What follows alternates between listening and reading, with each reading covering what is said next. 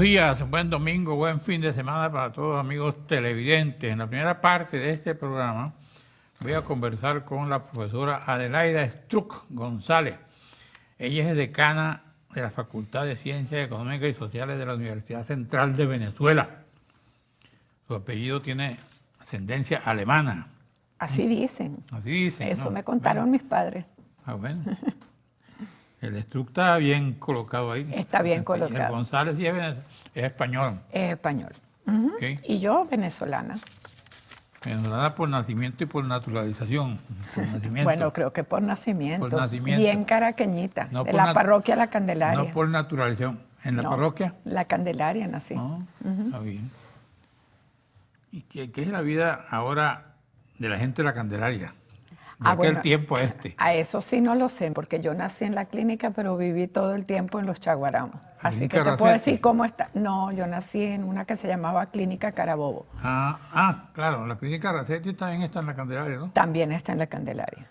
Okay. Pero no viví allí. Ella es antropóloga, científica social y gerente académica con más de 30 años de experiencia profesional, los cuales se ha dedicado a la formación y capacitación del talento humano, a la investigación en las áreas antropología biológica, las políticas sociales, etcétera, etcétera. ¿Qué tal está ahora el movimiento social? El movimiento social. En Venezuela, Wow. en tu área, el movimiento. Bueno, en general el movimiento social tiene muchas aristas, es como muy amplio, ¿no? Y el movimiento económico, pues usted también es económico y social. Sí, bueno, claro. Pero yo no soy economista, pero te puedo dar una panorámica. Claro.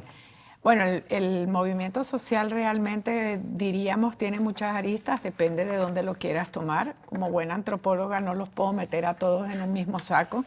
Depende de los distintos grupos sociales en los cuales nos queramos hablar. Depende de las distintas culturas que queramos mover.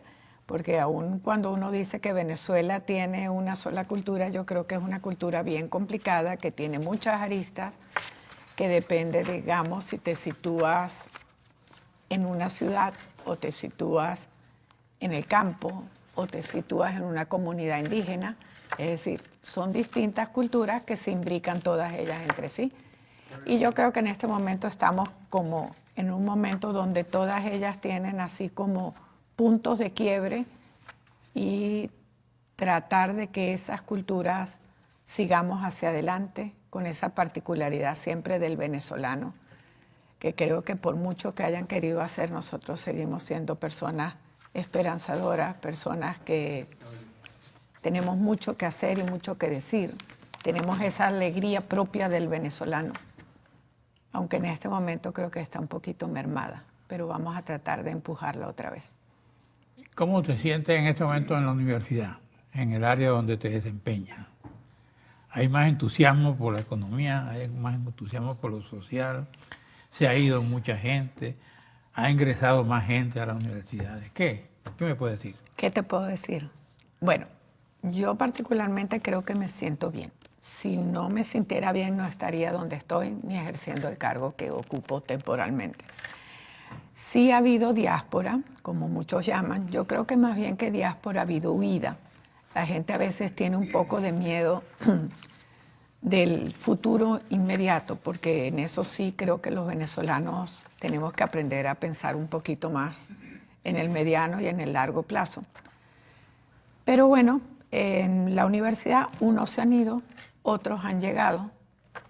Sí estamos un poco mermados, tanto de profesores como de estudiantes, como de empleados, pero yo creo que todavía hay muchos de los que están allí que tienen mucha mística y muchas ganas de trabajar y mantener a nuestra universidad donde está, que sigue manteniéndose a pesar de todo, académicamente en un excelente puesto. Se han ido muchos y han regresado otros, ¿no? No, en mi facultad no te puedo decir que hayan regresado los que se fueron, no.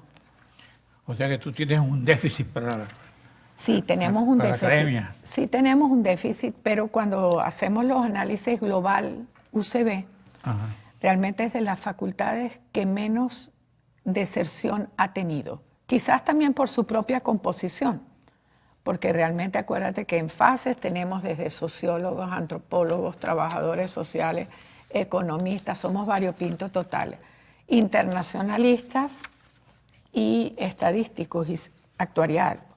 Entonces realmente ese tipo de profesiones creo que todavía tiene mucho que hacer y que decir en nuestro país, y de verdad que no hemos tenido tanta merma como en otras facultades. No creo que lleguemos al 20%. ¿Qué sería de lo salida. que más preocupa a una profesora como usted en este momento? En este momento. En su universidad, en el país, en el área que usted quiera enfocarnos. Vamos a un receso, le dejo la pregunta para que la piense. ¿Cómo no?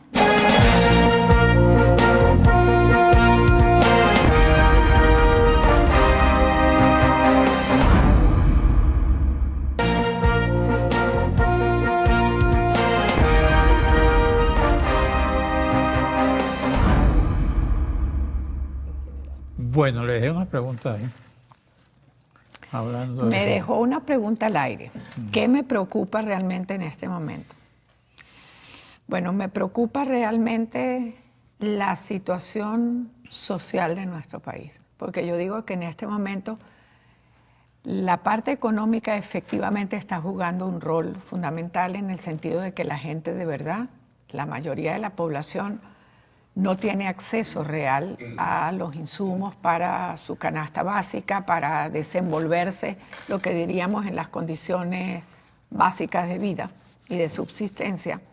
Pero me preocupa más el odio, el resentimiento que hay en el país. ¿Se observa eso en la universidad? En la universidad también lo hay. ¿Cómo se expresa? ¿Cómo se expresa? Se expresa en rencillas internas que no debieran existir y que nosotros deberíamos trabajar como buenos ¿Tú sociólogos has y sido antropólogos. víctima de rencillas internas? Sí, Ah, caramba. sí, entre otras. ¿Cómo te defiendes? ¿Cómo me defiendo? Dejando que corra, porque yo pienso que cuando uno hace las cosas bien y actúa bien, al final las acciones expresan mucho más que las palabras.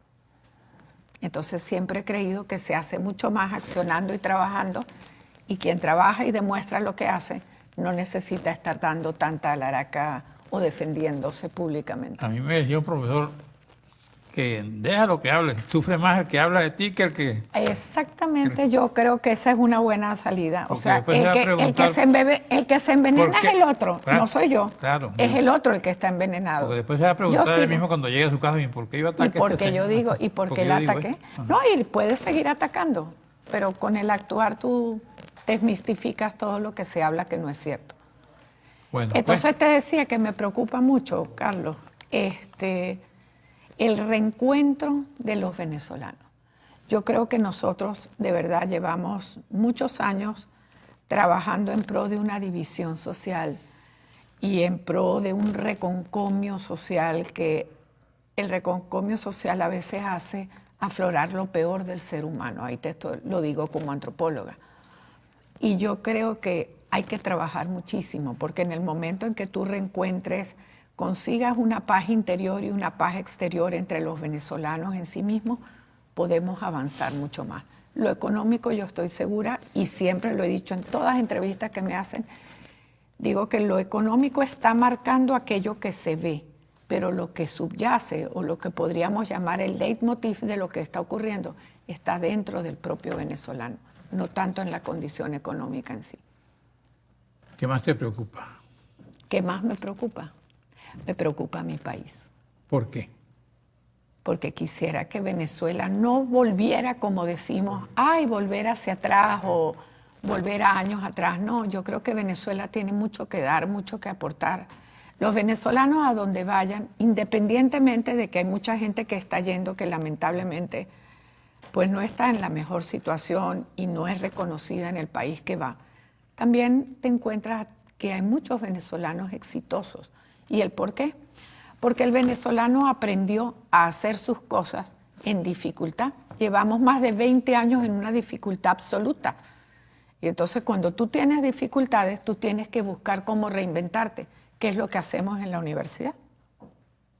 O sea, con un presupuesto que no llega para nada. Yo te puedo dar, por ejemplo, el presupuesto del decanato de la Facultad de Ciencias Económicas y Sociales para un año. Adelante. 15 bolívares. Tú me vas a decir qué hago con 15 bolívares. Y el de la ¿Qué diario? No, anuales, aunque usted no lo crea. Y el presupuesto de la facultad entera son 5 millones, ¿ok? De los actualitos, ¿verdad? De los cuales tú agarras y tienes 1 millón que fue que te dieron, lo divides en 7 escuelas, un instituto de investigación, y usted me dice cuánto te queda mensual, haga la división. No pasas de 10.000 bolívares, ni la resma de papel, pues. Entonces, o no te reinventas o te reinventas. Pero significa que ustedes están paralizados casi. ¿No? Para nada estamos paralizados. Y te puedo decir que en fases menos. En fases pasamos a toda la correspondencia digital, los archivos digitales. Es decir, nos convertimos en lo que debemos ser, en una universidad del siglo XXI.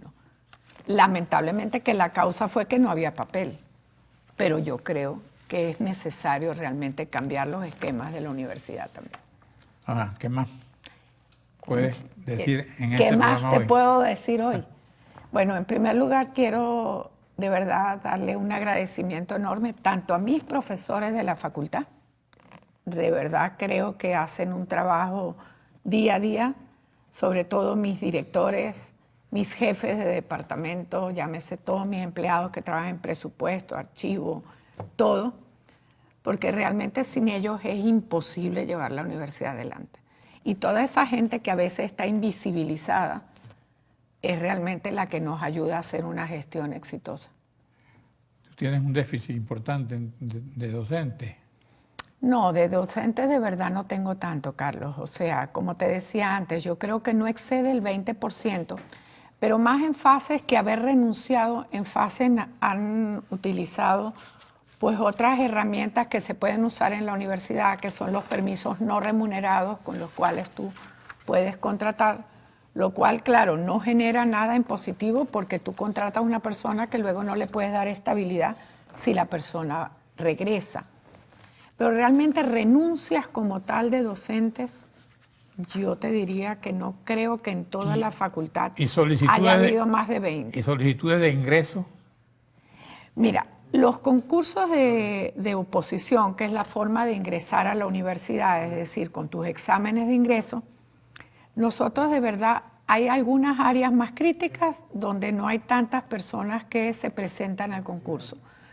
Pero sin embargo, por ejemplo, la Escuela de Estadística y Ciencias Actuariales realizó y puso en plataforma, como debe ser, a todos los profesores, y realmente hemos tenido un conjunto de ingresos nuevos de gente joven. Y yo creo que eso es lo que hace falta, porque la universidad tiene que seguir avanzando, tiene que incluir la generación nueva, que, bueno, te da precisamente esa nueva apertura, esa nueva visión de universidad, todo lo que es educación a distancia, todos los nuevos paradigmas de la educación. Yo creo que tenemos que ir trabajando en eso en la universidad. ¿Cuál sería tu mensaje al final del programa para la sociedad venezolana, para el país, para los estudiantes, para tu gente?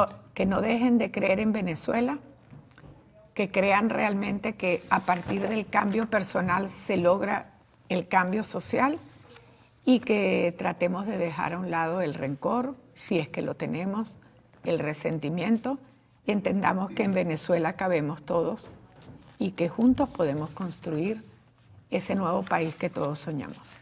Bueno, gracias por asistir a este programa hoy. Gracias A usted, amigo televidente. En la próxima parte conversaré con el economista Manuel Puente.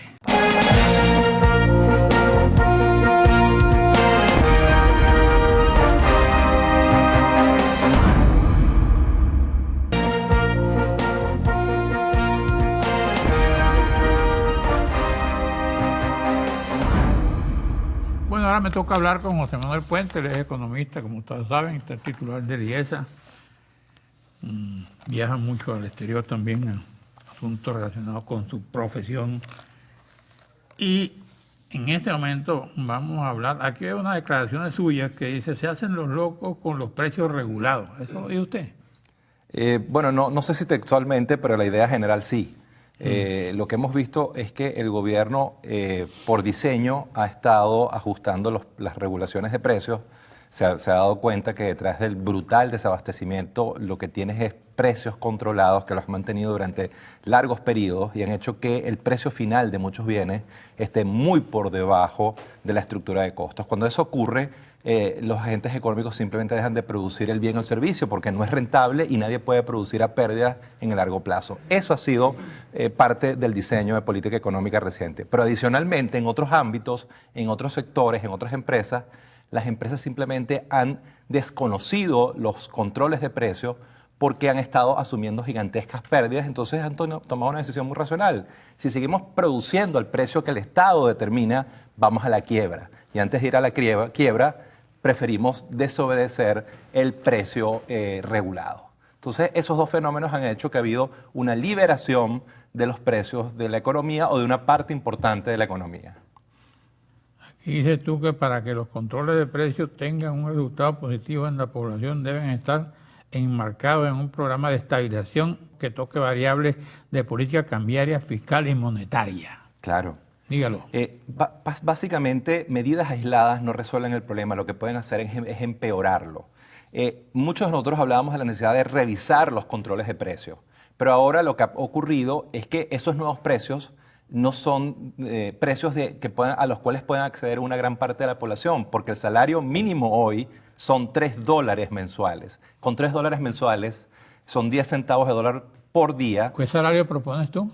Bueno, el salario tiene que ser mucho mayor y en ese programa integral de estabilización hay que conseguir recursos financieros importantes para en una primera etapa incrementar el salario mínimo, llevarlo a una tasa aceptable y generar subsidios directos focalizados.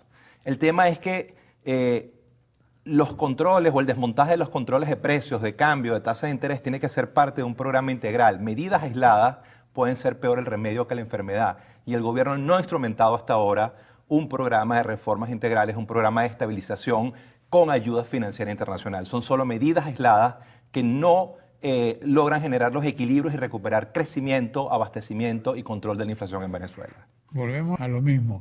Hay que acudir a los organismos multilaterales, hay que acudir a préstamos con China, con Rusia, con Estados Unidos.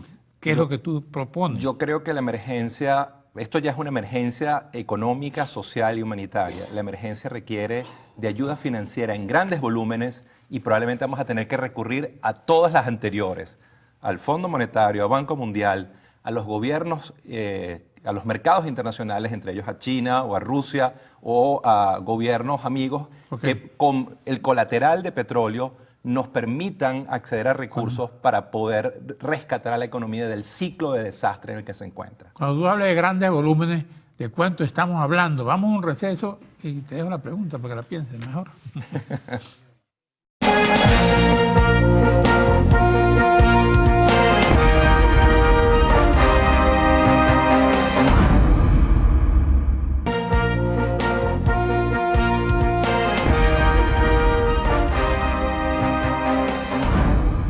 Bueno, le dejé la pregunta y usted tiene otros 3 temas que me lo voy a desarrollar en el mismo, Claro, señor Croes, al final tiempo. Venezuela necesita todo el dinero del mundo para rescatar a la economía de 6 años consecutivos. Yo te dije cuánto es el dinero. Entonces, ¿cuánto es el dinero? Todo lo que sea posible, 70, 80, 100 mil millones de dólares es posible. Aquí va a depender en esencia de lo que los mercados estén dispuestos a prestarle a Venezuela, dadas sus circunstancias de emergencia nacional y la credibilidad del equipo de gobierno y la credibilidad del programa de reformas que se plantee. Pero todo el dinero del mundo, porque necesitas dinero para, primero, fortalecer las reservas internacionales, tener los dólares para poder liquidar dólares al aparato productivo para bienes finales, insumos y repuestos. 2, tienes que hacer frente a las deudas que ya tienes. Tienes más de 10.800 millones de dólares en deudas vencidas y no pagadas. Estás en default, en cesación de pagos, pero además tienes una emergencia social. Necesitas recursos frescos para poder subsidiar el 50-60% de la población para ayudarlos a atravesar esta emergencia nacional. Como le decía anteriormente, si el salario mínimo, que es una parte importante de la población, gana salario mínimo, es $3 mensuales, quiere decir que un porcentaje muy importante de esta población tiene que sobrevivir, no vivir, sobrevivir con 10 centavos de dólar por día. La capacidad de compra de 10 centavos de dólar es muy baja, por tanto una parte importante de la población vive en pobreza extrema y necesita de ayuda financiera, de emergencia, de subsidios directos focalizados durante un periodo de transición. ¿Qué otra cosa? No, bueno, hay muchos puntos a desarrollar porque en Venezuela uno, en términos económicos, nunca se aburre, lamentablemente. El tema del tipo de cambio, señor Croes, que es uno de los temas que creo que está sobre la balanza. En las últimas semanas el tipo de cambio se ha evaluado de manera muy, muy fuerte. Y eso obedece a problemas estructurales y coyunturales. En mi opinión, ese fenómeno ha ocurrido y va a seguir ocurriendo porque durante mucho tiempo, de manera ficticia, mantuviste congelado el tipo de cambio, para lo tuviste frenado y ahora se está ajustando, la economía está asumiendo los ajustes. ¿Y por qué? 3 o 4 factores. Uno, el tipo de cambio de equilibrio, el tipo de cambio real de esta economía no son 13.000 bolívares, es mucho más que eso, puede ser el doble o el triple de ese valor. Esa es la primera razón para que se evalúe. Segundo, la economía se está dolarizando, se ha dolarizado. Entonces la economía está haciendo un uso cada vez más intensivo de dólares y eso implica demanda de dólares. Y 3, como factor coyuntural, el gobierno ha estado haciendo pagos y emitiendo volúmenes de recursos a la economía que han impactado liquidez en la coyuntura actual y eso ha generado presiones sobre el tipo de cambio paralelo. Es decir, todos los fundamentos macros, coyunturales y estructurales te dicen que los 13.000 bolívares por dólar es un nivel muy bajo y que el tipo de cambio va a seguir ajustándose y eso va a tener impactos devastadores sobre la capacidad de compra de los venezolanos y sobre el bienestar de los venezolanos. Estos días estuve aquí a Jesús Farías y él me decía que parte de la crisis que vive Venezuela se originan las sanciones que ha impuesto los Estados Unidos a la economía venezolana, o al gobierno concretamente. ¿Tú qué piensas? Señor Croes, basta de mitos y vamos a ir a los problemas de fondo. Eso es lo que yo le pido a los voceros del gobierno y a los asesores de política económica del gobierno. El primer año de recesión de esta economía fue en el año 2014. En el año 2014 los precios del petróleo estaban en $84 el barril, muy, muy altos. Además, Venezuela no tenía ninguna sanción. Este es el 6º año consecutivo de recesión y ciertamente las sanciones que se implementaron en los últimos meses o el último año agudizaron, profundizaron el ciclo recesivo. Pero la crisis venezolana comenzó mucho antes. Es decir, esta economía llegó al colapso mucho antes de las sanciones de los Estados Unidos y de la Unión Europea. O sea, el origen del problema no es ese. Las sanciones lo que han hecho es agudizar, profundizar un desequilibrio macroeconómico que ya había iniciado mucho antes, consecuencia del mal manejo de esta economía. Señor Croes, parafraseando a un buen colega, Venezuela es un perfecto libro de macroeconomía de todo lo que no se debe hacer en materia económica. 20 años de errores y ahorita los vientos que sembramos en el 99, 2000 y todos estos últimos 20 años son las tempestades que estamos viviendo en el 2019. Tú que estudias todo esto, ¿cómo están los sectores? Por ejemplo, lo que tú piensas que ha pasado en la construcción, por ejemplo. Bueno, es muy claro por la data que publicó recientemente, después de 3 años, Banco Central, que los 3 sectores que más sufrieron en Venezuela en los últimos 3, 4 años fueron el primero, construcción, que tuvo una contracción de casi 94 o 95% en los últimos 3 años. Ha sido un desastre muy, muy profundo. El segundo ha sido comercio. Básicamente hubo un frenazo en las importaciones. Parte del ciclo recesivo venezolano tiene que ver con el recorte de importaciones, de liquidaciones de dólares, y ese recorte de importaciones hizo que el sector comercio se contrajera de manera muy, muy fuerte. Es el segundo sector con el peor desempeño de la economía. Y el tercero, con peor desempeño en los últimos 3 años, es manufactura, de acuerdo a la data del Banco Central de Venezuela que publica el Banco Central de Venezuela del gobierno. Esos son los 3 sectores con el peor desempeño macroeconómico en Venezuela. ¿Cómo salir? Un programa de estabilización con ayuda financiera internacional y con medidas de política económica que ataque las áreas de política fiscal, monetaria y cambiaria. Y esto implica un programa integral que hemos hablado en otras oportunidades. Tú dices que necesitamos miles de millones de dólares para resucitar la economía. Así es. Solamente, recuerde, solamente en deudas vencidas de deuda externa, el default, ya llevamos cerca de 11.000 millones de dólares en bonos vencidos y no pagados. Ajá. Después tienes el nivel de reservas internacionales más bajo de los últimos 21 años.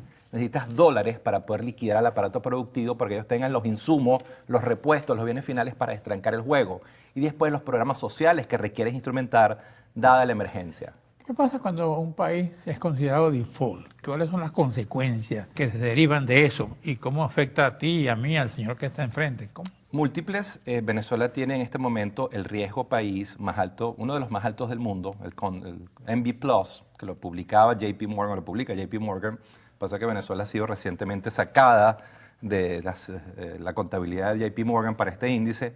Eso quiere decir que para sus mercados financieros están cerrados. Venezuela no puede acceder a nuevos créditos porque tiene deudas atrasadas por más de 1 año y medio. Entonces, eso genera restricciones tremendas. Y por eso es que necesita la ayuda financiera junto a otros factores. El otro punto, señor Croes, es que este desajuste económico, social y humanitario está generando una crisis migratoria nunca antes vista en América Latina.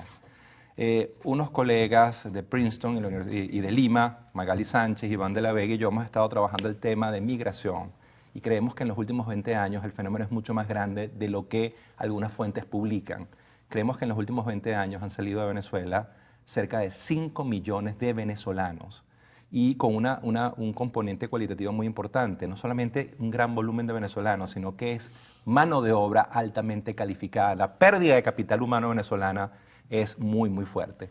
Y en este año 2019, con esto cerró la idea, calculamos que 1 millón o 2 millones de personas más van a salir de Venezuela. Entre otras cosas, porque simplemente el venezolano ya no gana para poder vivir y ante esa restricción opta por irse a pesar del apego que tiene a la tierra, a casa. Se va porque simplemente su salario no le permite tener una vida digna, ni siquiera alimentarse adecuadamente. ¿Tú estás entre esos venezolanos? Yo no estoy entre esos venezolanos, gracias a Dios, pero cada vez se está haciendo más difícil para todos nosotros poder vivir en Venezuela porque los salarios no alcanzan. Tú hablabas de la situación internacional y lo que pueden hacer organismos multilaterales o como el BID, el Fondo Monetario Internacional, otras instituciones. ¿Qué es lo inmediato que se plantearía con esa gente? Ellos van a pedir paquetes económicos. Sí, no hablemos de paquetes. Fíjense que yo siempre hablo de un programa de estabilización. Yo lo que estoy planteando en primera instancia es estabilizar esta economía, recuperar crecimiento, control de la inflación. Venezuela es la única economía en el mundo en hiperinflación y recuperar un nivel de abastecimiento aceptable para la economía. Y después, poco a poco, hay que llevar a cabo reformas estructurales. Pero sí, los organismos multilaterales y los mercados van a requerir de un programa de reformas integrales que garanticen que Venezuela tenga la capacidad de pago de esos préstamos. Nadie le va a prestar dinero a usted si usted es un botarata sinvergüenza que no tiene después la capacidad de pago de esas deudas. Entonces, los mercados le van a exigir eso al gobierno. Y parte del problema es que no tenemos un gobierno con credibilidad en los mercados internacionales. El presidente actual no tiene ninguna credibilidad en los mercados para poder llevar a cabo ese programa de estabilización. El presidente Maduro no quiere ni puede. Y esa es una de las grandes restricciones que tiene Venezuela para instrumentar exitosamente un programa de reforma. Y eso implica llevar a cabo una transición política por las vías democráticas, constitucionales e institucionales. Es la única posibilidad que tiene Venezuela de salvarse de esta catástrofe humanitaria en la cual se encuentra. Un receso y regresamos con José Manuel Puente, economista.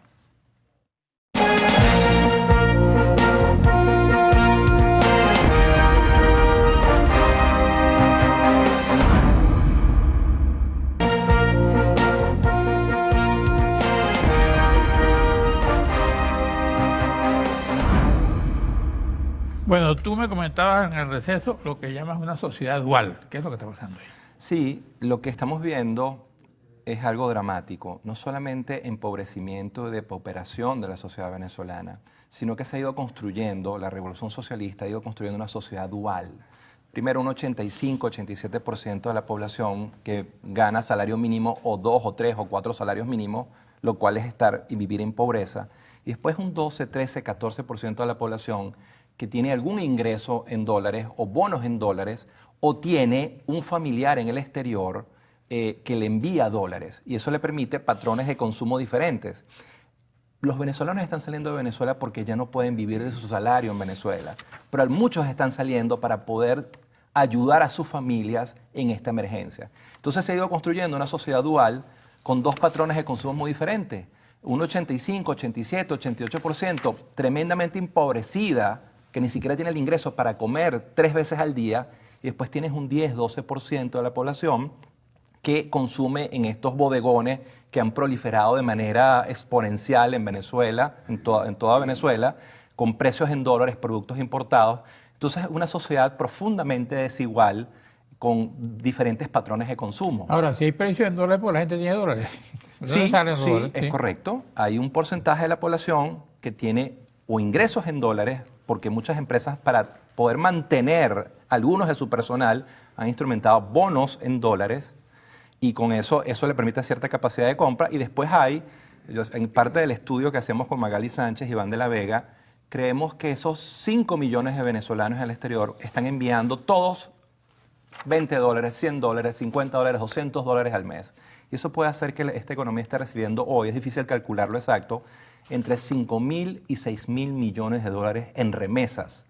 Y eso le permite a esos familiares de venezolanos en el exterior tener algunos patrones de consumo muy superiores al promedio y que tienen los dólares para comprar en esos bodegones o para poder comprar los alimentos y medicinas que Aquí requieren. dice un colega suyo, negocios en mesas de dinero apenas superan 10 millones. ¿Qué significa eso? Lo dice Andrúbal Oliveros. Asdrúbal está en lo correcto. ¿Qué significa eso para el pueblo? para la gente? Las mesas de cambio Ajá. fue el último de los experimentos que instrumentó el gobierno para tratar de estabilizar el tipo de cambio. Más que estabilizarlo, lo que hizo fue desestabilizarlo, porque desde que se instrumentó esas mesas de dinero, el tipo de cambio se ha devaluado en 200 o 300%. Esas mesas de cambio están liquidando muy pocos dólares porque el gobierno no tiene dólares para liquidar. Entonces, el esquema cambiario venezolano, ya no importa cuál es el que optes, la restricción sigue siendo la misma. No tienes un nivel de reservas internacionales que respalde tu esquema cambiario y te permita liquidar en grandes volúmenes de manera sistemática dólares al aparato productivo.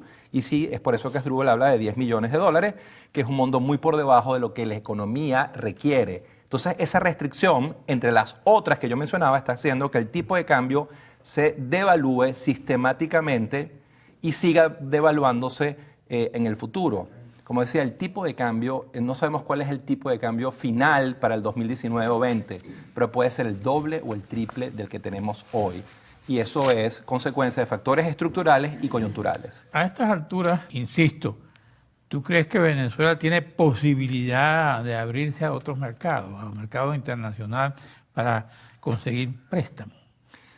Sí lo tiene, pero requiere de un cambio político y de un Está bien, programa de pero reformas integrales con esas condiciones, consistentes. pero en este momento No. Venezuela puede acudir. No. Aquí hay un colega suyo que dice, Antonio Paiva plantea 5 medidas para rescatar la economía en 2 años. O sea que tiene futuro. Aquí dice, No, 5 5 medidas para el rescate de la economía venezolana plantea el economista Antonio Paiva, quien dio sentirse optimista de que Venezuela podría alcanzar un desarrollo en 2 años. Muchos coincidimos con Antonio Paiva en eso. Venezuela tiene futuro. ¿Cómo no va a tener futuro el país con las principales reservas petroleras del planeta? El 25% del oro negro del mundo está aquí. Es un país que tiene potenciales en muchas otras áreas, petroquímica, frutas tropicales, turismo. Claro que tiene futuro, pero requiere de un cambio político con un nuevo liderazgo y con un equipo de gobierno que instrumente un programa de estabilización y reformas integrales que sea creíble y sostenible en el tiempo, y eso es lo que no tiene ahora. Venezuela tiene futuro si logra el cambio político, instrumenta esas reformas, pero en automático, en neutro, como se encuentra en este momento, no tiene futuro. Soy un académico, estoy hablando como venezolano, ni siquiera represento una institución o un partido político, simplemente estoy viendo con ecuanimidad y objetividad lo que está viviendo Venezuela, que está viviendo su peor crisis económica de la historia y su 6º año consecutivo de recesión. Aquí habla la CEPAL, también habla de Venezuela, ¿no? La Comisión Económica para América Latina. Ahí hay buen material, señor Croes. Fondo Monetario acaba de ajustar sus proyecciones para Venezuela este año y CEPAL también. Fondo Monetario, en su revisión trimestral, proyecta que el grado de contracción de la economía venezolana este año será de menos 35%.